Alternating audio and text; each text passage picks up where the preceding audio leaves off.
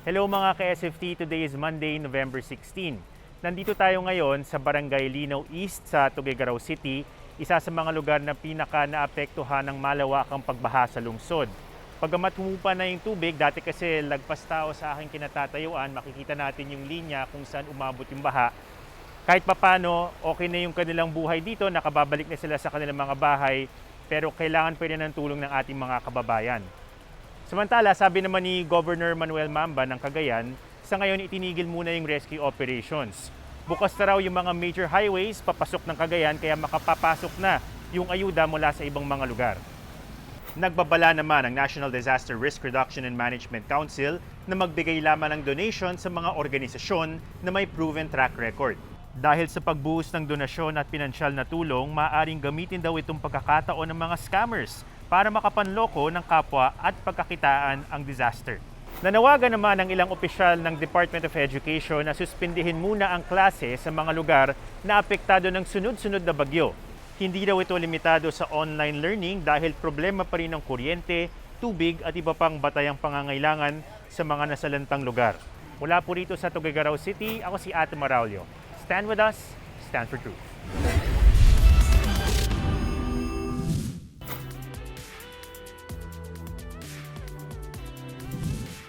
Ito ang Barangay Linaw Norte sa Tuguegarao, ilan sa mga pinaka matinding napinsala ng pagbaha ay yung mga northern barangays. At kung nakikita nyo, medyo hanggang binti pa yung tubig, pero nung kasagsagan daw ng pagbaha, umaabot ito ng lagpas tao.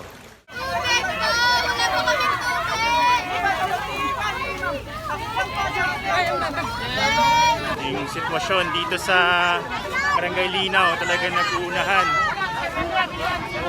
nag-uunahan sa ayuda kasi sobrang desperado na ng mga tao. Yung bigas, ayan o.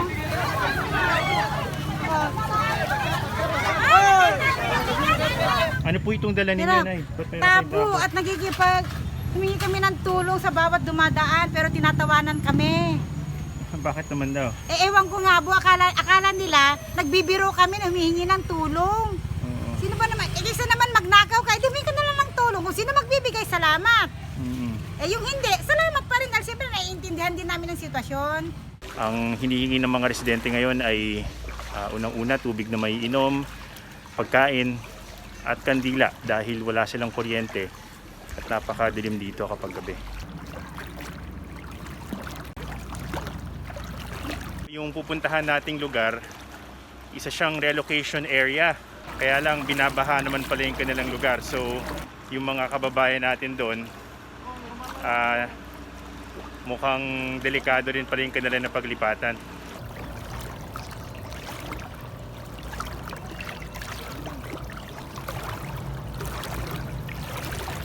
Alis lahat naman ng lugar lubog Oo. Hindi lang naman ho kami.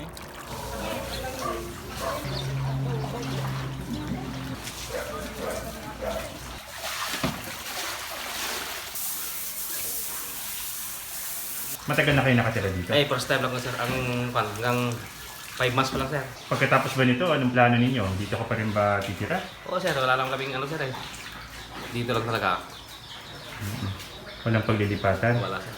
Dito po sir, parang tubig po. Bakat ng tubig. Masakit yan sa kaluban namin, pero wala naman po kami magagawa. Calamity po yan. Meron pa rin mga lugar tulad nito na mataas pa rin ang tubig. So, halos hanggang hita dito, tapos doon banda sa aking likuran hanggang Bewang Paraw. Kaya yung iba natin mga kababayan nananatili pa rin sa evacuation centers. Dahil po sa tuloy-tuloy na ulan, nabaha po kami at nag-open po kasi yung dam. Yung bahay niyo po, pabahay yun ng gobyerno? Oo. Hindi niyo po alam na binabaha doon? Hindi po. Swerte na rin po namin dahil naka-avail po kami ng pabahay na galing po sa gobyerno. Okay lang naman po, hindi naman po araw-araw, no? But at least may natitirhan po kami.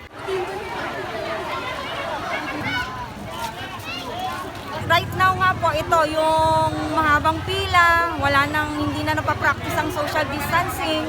hindi namin makontrol yung mga tao. Siyempre, medyo may gutom na rin sila. Yung Lahat po ba ng families mabibigyan ngayong araw? Yes po, families po ang bilangan, hindi per household. Enough naman po yung relief packs. Enough naman po at marami naman po tayong private individuals na nagdo-donate din.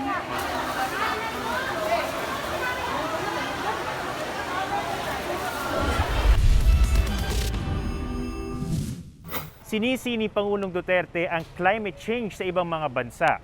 Pero binawasan naman ng gobyerno ang pondo ng ilang mga proyektong makatutulong sana para maibsan ang mga epekto ng pagbabago ng klima.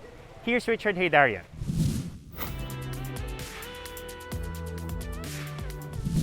If there's anything sure about the future, is this: climate change. Ito yung pagtaas ng temperature ng ating Earth. And at the same time, growing frequency in extreme weather conditions. And the Philippines has consistently ranked among the worst affected and most vulnerable countries in the world pagdating sa climate change, which itself is getting worse and worse over time. Kaya si Pangulong Duterte has emphasized the issue of climate change at dapat daw tulungan tayo ng mga mas mayayaman na bansa na nagko-contribute sa climate change since the Industrial Revolution. Ayon sa ating Presidente, moral responsibility ito ng mga mas mayayaman na bansa. For some reason, the President did not mention China, which is now the biggest contributor to climate change. In fact, the greenhouse emissions of China is almost twice that of the United States and as big as that of the next 4 countries combined. Pero para sa mga netizens and critics, the President also overlooked his own shortcomings when it comes to dealing with the climate change.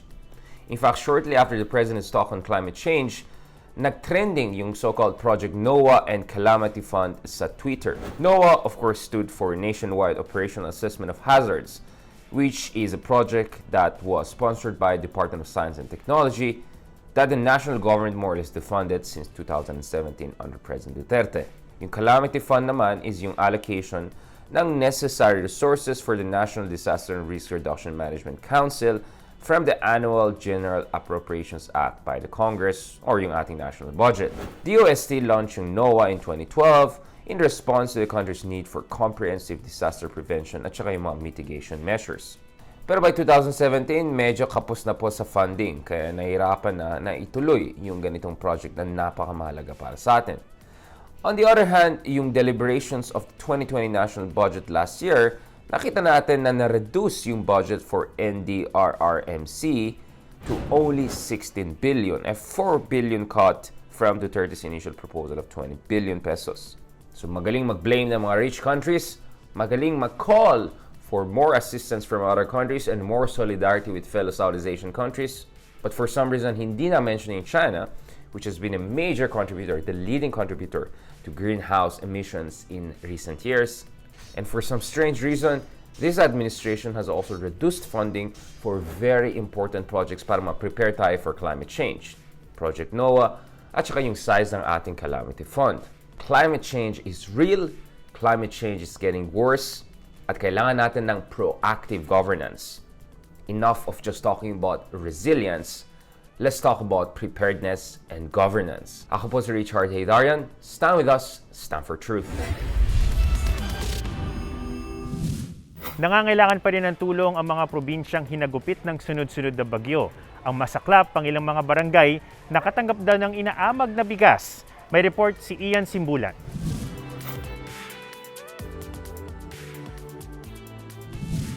Binayo ng sunod-sunod na bagyo ang bayan ng Virac, Catanduanes. Maraming residente ang naapektuhan. Pagkain ang isa sa pangunahing kailangan nila. Pero may ilang pagkakataon na ang ipinamahagi sa kanila, bigas na bulok na. Sa Barangay Igang, Virac, Catanduanes, ganito ang ilan sa mga natanggap nilang ayuda. Mga bigas na inaamag na. Ang ibang plastik ng bigas, kulay lupa na. Hindi na raw ito makain ng mga tao.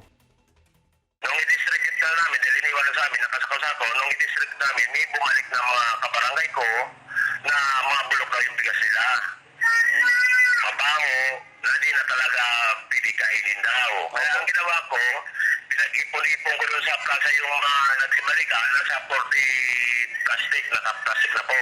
Ang ginawa ko, mga pangalawang araw, bumalik sa akin ang gabi na nga, nagdala ng 2 sako na nakaragdak na rin.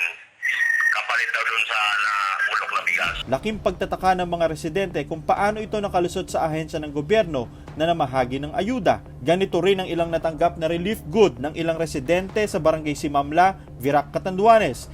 Hindi na rin mapakinabangan ng bigas dahil naninilaw at puno na ng amag. Inilapit namin sa alkalde ng Virac ang tungkol sa mga insidenteng ito. Hindi po galing sa amin yun.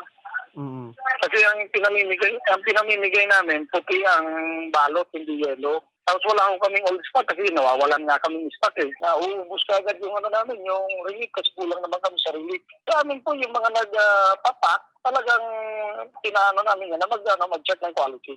Meron na po ba kayong impormasyon kung saan posibleng galing po yung bigas? Kung base doon sa pagka-post, yung mga nag-post, galing doon sa Kapitolyo. Pero hindi na namin biniverify yung mga gano'n. Basta kung on our part, wala kaming gano'n. Siguradong wala kaming gano'n sa... Paliwanag ng Provincial Social Welfare Development Office, may mga nabasang bigas sa Kapitolyo dahil sa pananalasa ng Bagyong Rolly. Pero tinanggal daw nila ito agad, kaya nagtataka sila kung bakit may mga naipamahaging inaamag na bigas sa mga tao. Patuloy pa rin daw itong iniimbestigahan. Bago lumabas sa mga post tungkol sa mga inaamag na bigas, nauna nang naiulat ang nangyari sa warehouse ng NFA sa Catanduanes. Nawasak ng bagyo ang warehouse kaya nasa 8,000 sako ng NFA rice ang nabulok at hindi na makakain. Kasama ring nasira ang higit 1,000 sako ng palay na nakaimbak sa NFA warehouse. Sa experience plus sa physical appearance niya, yung amoy, lahat-lahat mukhang hindi na po siya dapat ibenta o i-dispose as feed ingredients. Siyempre po, ang pinakamahalaga po siguro doon sa pagre-distribute ng mga bigas ay unang sa lahat, first in, first out, no? Kung meron kang mga stock ng mga bigas na nag-stockpile ka, first in yun and first out. Ay, ibig sabihin, kung ano yung unang pumasok na nag-donate sa'yo, yun yung una mong ilalabas at ipamimigay. Pangalawa, kailangan merong pagbabantay noong goods, no? Meron kang alarm kung kailan yung expiration. Hanggat mamaray, hindi dapat siya nababasa. Kasi once na nag-moist yan, doon tayo nagkakaproblema, di ba? Hindi malinaw kung may koneksyon ng mga nabulok na bigas sa warehouse sa mga naipamahagi sa mga residente. Patuloy pa rin nananawagin ng Catanduanes ng tulong. Yung Ulysses naman, wala nang sisirain sa amin eh. Nag-uumpisa na rin bumangon yung Virac, no? Opo. At yun talagang nakakaawa yung mga sa malalayong lugar na ang inaasahan lang yung farming. Wala talagang paasahan kung hindi yung relief na binibigay ng national government at saka ng mga may awang kapwa natin. Taon-taon, hindi maiwasang may masalanta ng iba't ibang klase ng kalamidad sa bansa.